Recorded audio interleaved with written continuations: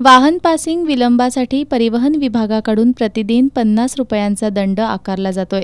मात्र याला विविध वाहनधारक संघटनांनी विरोध केलाय। या विरोधात वाहनधारक समितीने जिल्हाधिकारी कार्यालयावर मोर्चाही काढला होता। तसंच कोल्हापुरातील प्रादेशिक परिवहन कार्यालयाजवळ खरडा भाकरी आंदोलन तसंच एक दिवस वाहतूक बंद ठेवून हे विलंब शुल्क रद्द करण्याची मागणी संघटनांनी केली होती। मात्र याबाबत कोणतीच कार्यवाही झाली नसल्यानं आज वाहनधारक समन्वय समितीनं घोषणाबाजी करत दाभोळकर चौकात रास्ता रोको आंदोलन केलं। पोलिसांनी बळाचा वापर करत आंदोलकांना ताब्यात घेतलं।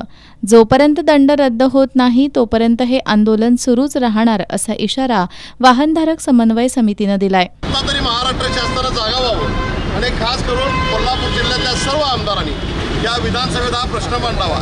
सरकारला 50 रुपयाचा दंड जर काय रद्द करणं शक्य नसेल तर सरकारनं ताबडतोब या निर्णयाच्या विरुद्ध सुप्रीम कोर्टामध्ये जावं आणि सुप्रीम कोर्टामध्ये स्टे घ्यावा अशा पद्धतीची आमची मागणी आहे। जोपर्यंत हा दंड रद्द होत नाही तोपर्यंत हे जन आंदोलन सुरू राहणार। सरकारनं अनेक घटनांना या पावसाळी अधिवेशनात सवलती दिल्यात, त्यामुळे दंड रद्दचा आदेश काढून वाहनधारकांना दिलासा द्यावा, अन्यथा उद्रेक होईल असा इशारा यावेळी देण्यात आला।